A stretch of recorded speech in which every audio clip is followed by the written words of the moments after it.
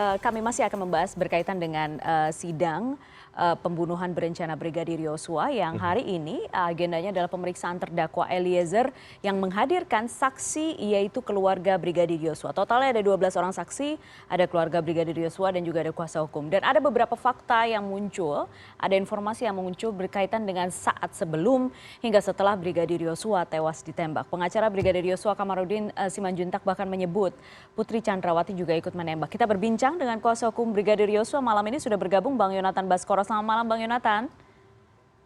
Selamat malam Mbak Putri. Terima kasih atas waktu Anda Bang Yonatan. Bang Yonatan, kami mendapatkan informasi sepanjang sidang berlangsung hari ini cukup emosional. Banyak kemudian pihak yang menanyakan siapa kemudian yang memilih untuk menghadirkan seluruh keluarga Brigadir Yosua ini Bang Yosua? Ya Mbak, jadi memang ini adalah kesepakatan kita bersama tim kuasa hukum dan keluarga karena memang kita ingin sekali memberikan keterangan yang Ya.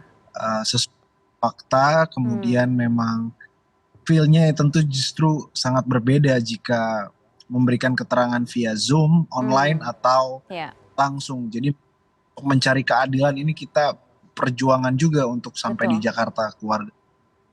Perjuangannya bagaimana Bang Yonatan?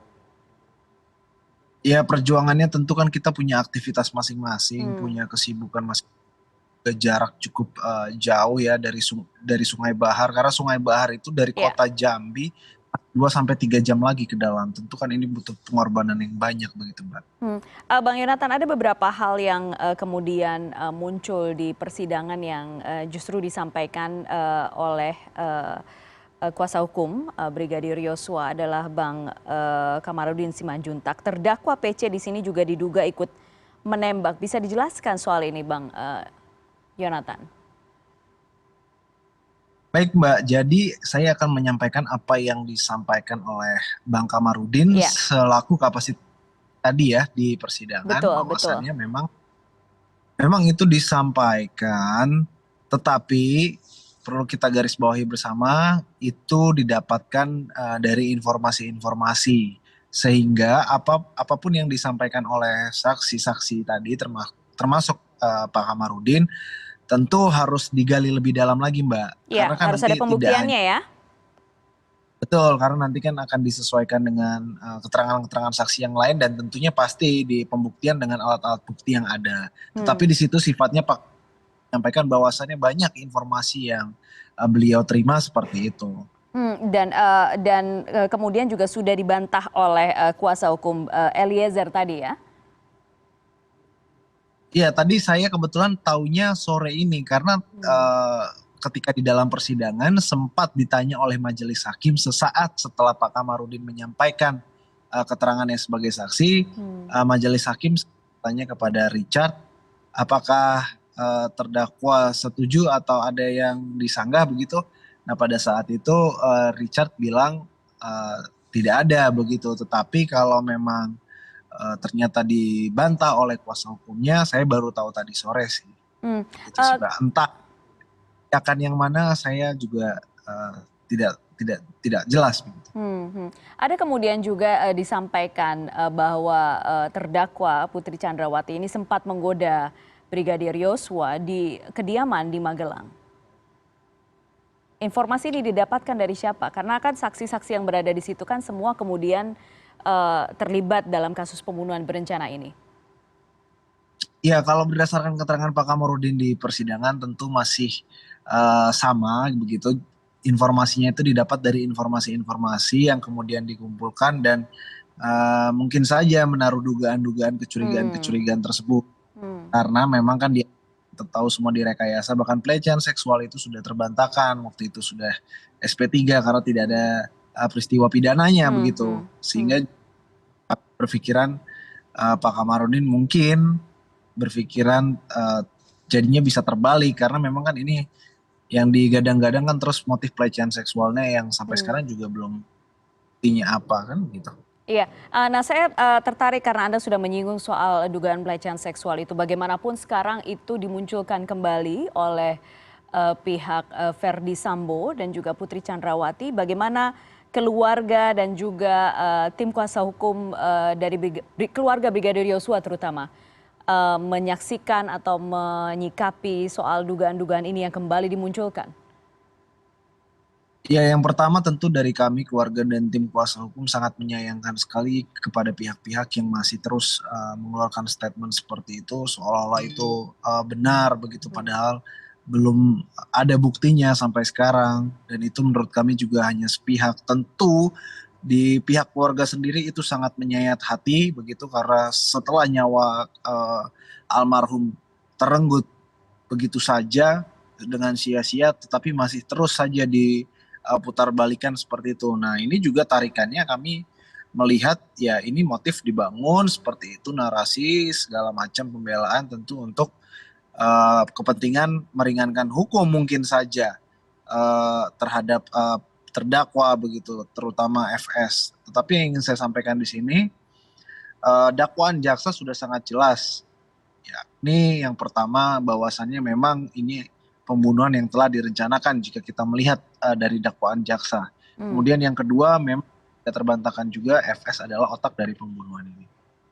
Bang Yonatan, apakah kemudian sekarang setelah kesaksian seluruh keluarga datang kemudian ikut sampai ke Jakarta, apakah memang betul ada tujuan yaitu untuk meringankan terdakwa Brigadir Eliezer, Bribda Eliezer?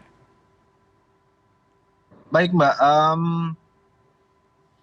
keluarga datang itu sebetulnya karena memang keluarga ini adalah keluarga yang taat hukum, dan keluarga ini juga sangat menghormati proses peradilan, sehingga tujuan kami yang utama di sini adalah untuk mencari keadilan dan tidak ingin membela siapapun terdakwa di sini, tetapi kami menyampaikan semua keterangan sesuai fakta dan apa adanya, tentunya dengan tujuan mencari keadilan yang seadil-adilnya. Ya. Begitu sih Mbak.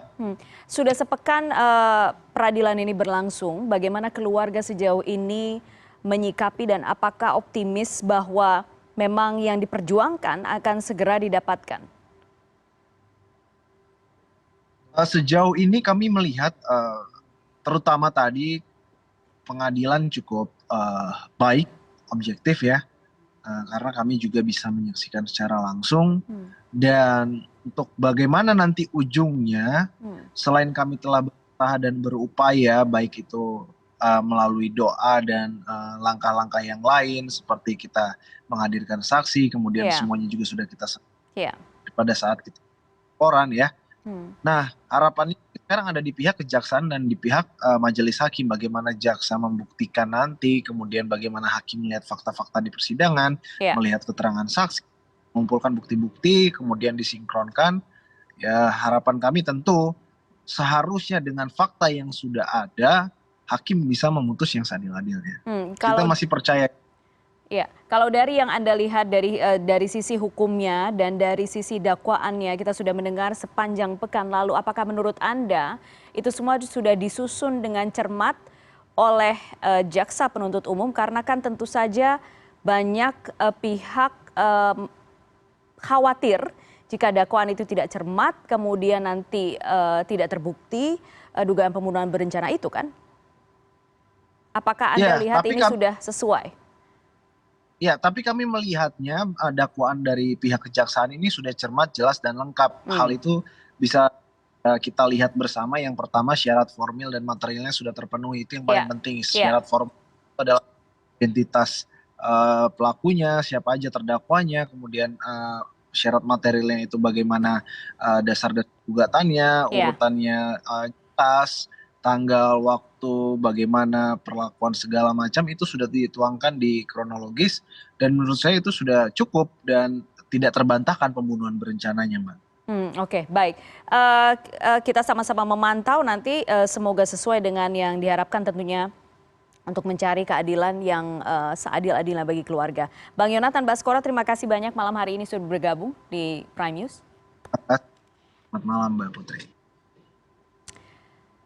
Ya, masih terus berlangsung dan memang beberapa kali diungkapkan memang tujuannya dari keluarga Yosua itu adalah mencari keadilan yang seadil-adilnya. Dan memang kemudian yang saat ini muncul kembali adalah dugaan pelecehan seksual beberapa kali diungkapkan oleh kuasa hukum Putri Chandrawati dan juga Verdi Sambo. Dan salah satu tadi alasan Ya. mengapa jalannya persidangan tidak dibuka audionya adalah memang untuk menjaga konsistensi keterangan dari para saksi yang untuk di cross check dengan keterangan dari terdakwa. Betul. Persidangan yang seperti ini sebenarnya cukup sulit ya bagi jaksa kemudian hakim karena bagaimanapun sudah ada terlalu banyak informasi yang bertebaran di luaran. Tapi sekali lagi apapun informasi yang di luaran yang menjadi pertimbangan oleh hakim tentunya apa yang disampaikan di ruang sidang. Oke.